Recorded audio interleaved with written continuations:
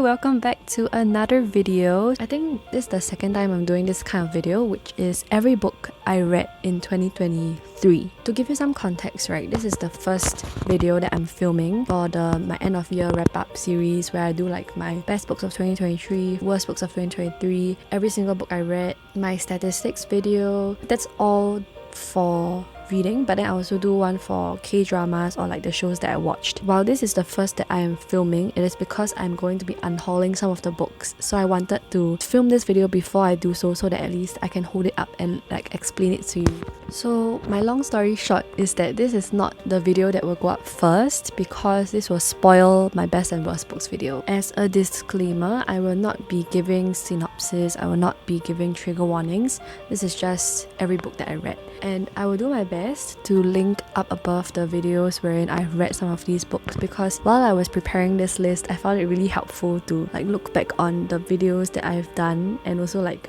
listen back on my thoughts, right? Because having read the number of books that I did, it's not say like I can remember everything. So some of the books I would just say that I don't remember anything, and that's my honest like recollection. So yeah, without further ado, let us start the video. The first book that I read in 2023 was The Hacienda, and I found it to be predictable at times and I was shocked at times, but I don't really remember much of this. Yeah, so I gave it 3.5 stars. Next book that I read was my reread of The Clockwork Angel, also known as the Infernal Devices series. I found it very interesting that I gave it 4.25 stars, which is the same rating that I gave it the first time around. So this book has maintained through my reread. The next book that I read was the second book to this series, Clockwork Prince, and oh my god, look at my tabs. I love it so much, and I gave it 5 stars. Then my last reread for this series was The Clockwork Princess, which is the last book in this series.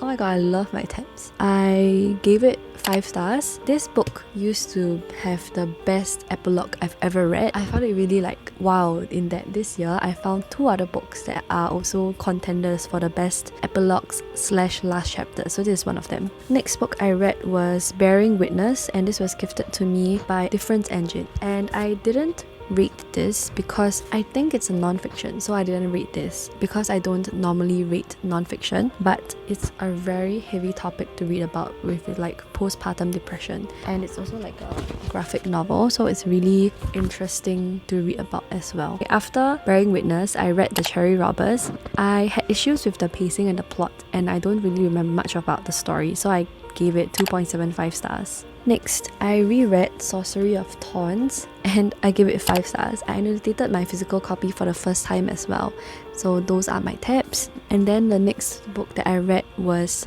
Daughter of the Pirate King. I kind of remember the audiobook, and I gave it 3.5 stars. I think I felt that it was okay for YA. Then the next book that I read was Mysteries of Thorn Manor, which was why I reread Sorcery of Thorns. I gave it 4.25 stars, and this is a novella set after Sorcery of Thorns, and I really need to be back in this world, so please, I really hope that there's more in this series. After Mysteries of Thorn Manor, I read Sign Here.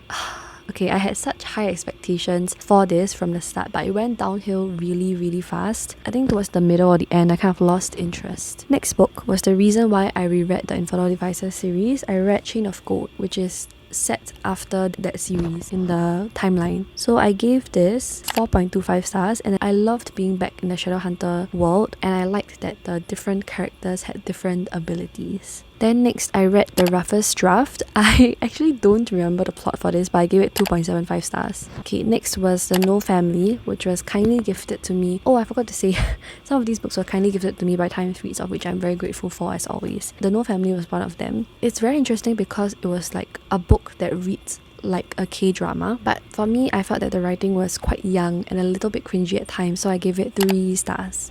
Next was Better Than the Movies. I knew everyone loved this a lot, but because this was YA, I was a little bit apprehensive because I am no longer the target audience for YA. But my worries were for nothing because I gave it 4.75 stars and I got butterflies in my stomach, which I haven't done so in a long time while reading YA, so I was like, wow, this book.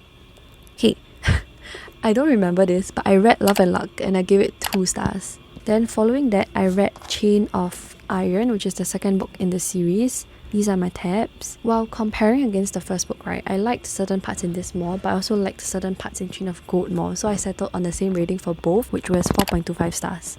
Then next, I read Sea of Tranquility. Okay, I felt quite dumb when reading this, which is my problem when I read sci-fi, because some of the concepts go over my head, which is what happened for Sea of Tranquility, so I give it 2 stars. After that, I read Just My Type, which I, again, don't remember, but based on my Goodreads review, I said that the plot was super unrealistic and I didn't like texting in books, so this also had a lot of that. I also didn't feel any chemistry among the main characters, so I gave it 2 stars. Okay, then moving on to the conclusion of the last hour series, I read Chain of Thorns and I was quite disappointed. I did a video on it, but because I found that the flaws of the first 2 books were like rolled over to the third book, such that like Cassandra Clare had to tie up everything in the last book, so it felt a bit repetitive because it was like the same thing over and over again. And there were also like quite a few missed opportunities in terms of the execution. We could have spent more time with this character, but we had a lot of unnecessary things instead. And then there was also the last like plot point that made me so angry. Yeah, so I gave it 3.5 stars. Then after which, I read Lessons in Chemistry. I loved it so much, especially the Doc 630, the main character's relationship with 630 and the main character's relationship with her daughter, so I decided to give it 5 stars. And also the signs in this, like, oh my god, obviously, this cover is so, oh my god. Then I read The Darkening. Again, I don't remember this, but I gave it 2.75 stars. I then read Vera Wong's Unsolicited Advice for Murderers, and I found the magic of Dowry for Aunties while reading this book, so I gave it 4.5 stars. Next was Confessions, which I found that the concept was really interesting, but because the story is based on like different characters' perspectives of the same incident, it got a bit repetitive towards the end, so I gave it 4 stars. Island of Sea Women. Okay, because this book is a genre that I don't really gravitate towards anymore, which is historical fiction, I got quite bored of this and I gave it 2.75 stars. Daughter of the Pirate King was like number 8. We are now at book 25. I read Daughter of the Siren Queen, so obviously you can tell how much I didn't really care for this series, right? I gave it 2.5 stars and I found it to be just very meh. Work-life balance was again gifted to me by Difference Engine, and I found the combination of work-life balance, like such a relatable topic, right, to mythology, really unique, and I enjoyed my reading experience. It's also like a mixed media in that there is prose and there is comic strips and like illustrations. So yes, The Love Wager was a really enjoyable and easy read, so I gave it 4 stars.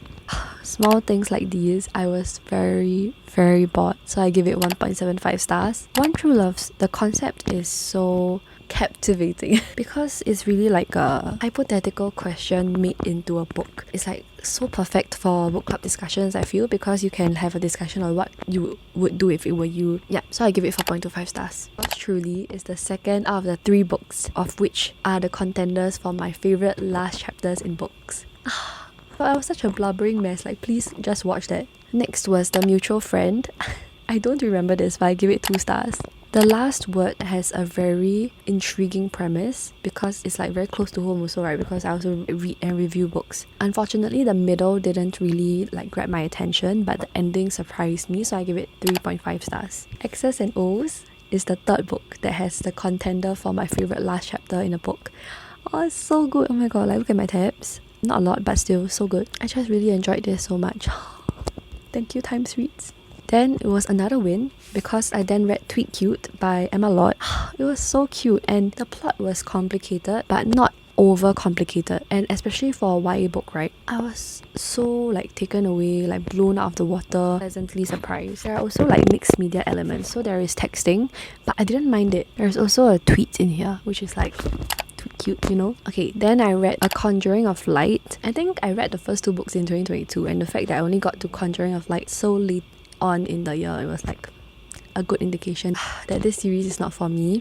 I was very bored and I found it too political, so I gave it 2.5 stars. When in Rome, oh my gosh, I picked it up very randomly because I wanted to read Practice Makes Perfect, and then this was the first book, so I was like, okay, let's just go in chronological order, and I gave it 5 stars. Like, oh my god, very cute, very bingeable. Then I proceeded on to read Practice Makes Perfect. I enjoyed it even more. I love it so much. I give it 5 stars.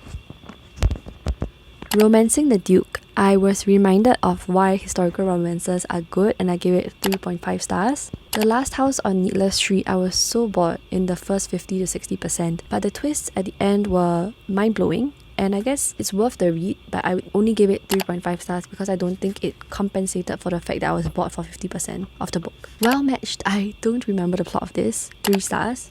A Curse of Queens, I didn't read the first 3 books, which is like so red flag of me, right? I'm so sorry. But props to the book because I could still understand what was going on and the romance of Sloban in it was cute, so I give it 2.75 stars. Don't cancel me, please. Well Travelled, 2.75 stars because again, I don't remember this. The Shadows Between Us, I genuinely didn't remember that I read this book. But okay, based on my Goodreads review, I thought that there was too much plot convenience, but I felt that it was good that it has sex positivity, 3.5 stars. The True Love Experiment, I found it predictable, but I enjoyed it all the same, which made me realize that I love when romances have unique premises to them. Like for this book, there was the dating show, so I gave it 4 stars.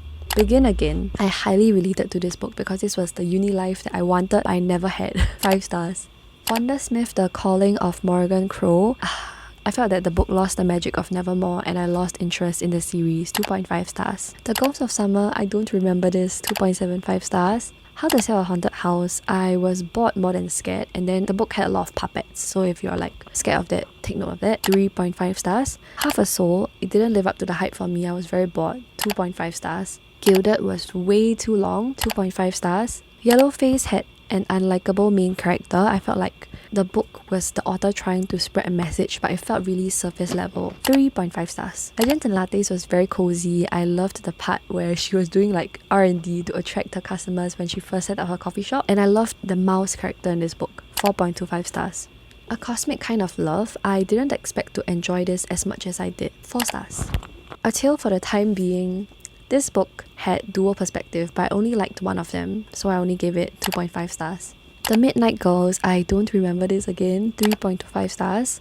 Love Theoretically, I liked that the characters had more depth and we could feel the chemistry between them, but this was the book where I was talking about how Tweet Cute wasn't very complicated. Like it was complicated but not overly so. This one was the one where I felt that the plot was slightly too complicated. 4.5 stars. Flower Heart was like a very young YA book. Business of Pleasure, the plot summary gave me too high expectations, but the execution didn't live up to it, so I got bored. 3.25 stars. Babel.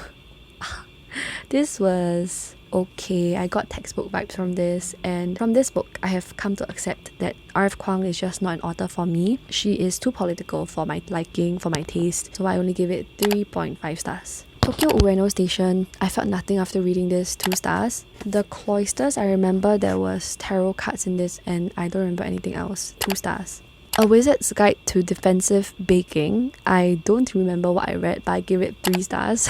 Okay, As Long as the Lemon Trees Grow, it deals with very heavy topics, and I remember that there were different perspectives in this book, of which I was feeling very nervous for each of the characters, so I gave it 3.5 stars. Every Summer After, the book essentially was building up to a very big review at the end, which involved a trope that I didn't like, so I gave it 2.75 stars. Allegedly, I loved the book until the last page or the last chapter, essentially the ending. I refuse to believe it exists because it doesn't make sense to me. Cleopatra and Frankenstein is a book on messy relationships, of whom I struggled to connect with the different characters, so I give it 3.5 stars. The Ex-Hex is good if you want to get through something and not take it too seriously. 3.5 stars. Also has very good spooky vibes. Not spooky vibes, Halloween vibes. Before we say goodbye, the more I read from this series, the more I experienced fatigue, which is very disappointing for me, but I gave it 3.25 stars. The Very Secret Society of Irregular Witches was a very cozy good time, 4.25 stars. A Study in Drowning made me realize that I don't think dark academia or historical settings are for me, 2.5 stars. The Whisper Man, when thrillers hit, they are so good, 4.5 stars. Best Served Hot, the characters were so childish. 2 stars. I finally read Lock Every Door and I really enjoyed it. 4.25 stars. The 7 Book Club's Guide to Slaying Vampires. This book traumatized me so much as someone who goes in without reading trigger warnings, so please look up the trigger warnings before reading about this. 2 stars. If We Were Villains further confirmed the fact that dark academia is not for me. 2.75 stars. Say Yes to the Marquess, I loved that it featured eating disorders and I felt that the romance was really good. 4 stars. Stone Blind, mythology is not for me, and this had multi-perspectives, multi-POVs, of which I didn't really enjoy some of them. I gave it 2.75 stars. Yoke. Oh my god.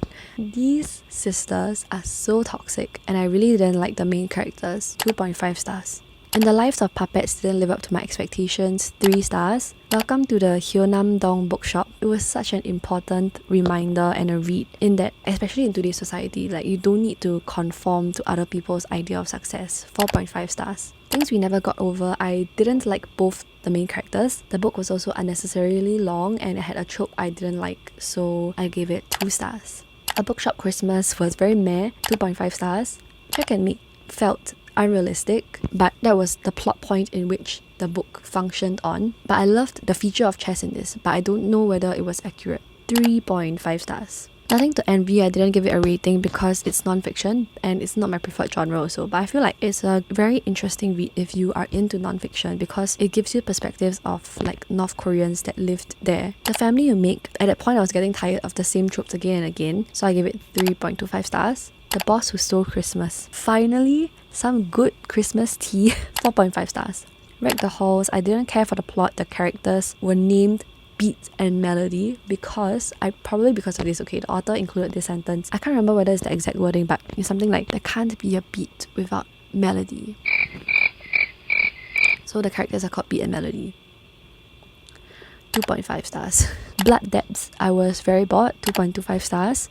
I Want to Die But I Want to Eat Tteokbokki. This is a Korean version, but I read the translated version. No rating because it's non-fiction, but I felt like the execution could have been better instead of just showing us the transcripts of their sessions. Because of that, I'm not going to sell this book away because I feel like I'm not really very interested in the plot, so I won't want to revisit the story. Selling this on my Carousel, guys. If you're interested, hit me up. And then the last book that I read, maybe next time. I love the premise of Groundhog Day in this story. The ending also made sense to me, so I gave it 3.75 stars. And with that, we have come to the end of this video. Oh my god, I feel like that wasn't very long, right? So yeah, I hope you enjoyed. If you're still watching, please give me a clock emoji. I don't know why. Let me know whether you've read any of these books and whether you have the same or different opinion. And yeah, if you like this video, please give me a thumbs up. Consider subscribing to my channel to see more of such content. I hope you're having a great day or a great week whenever or wherever you're watching. Stay tuned to more of my wrap-up videos for 2023 and I'll see you in my next video.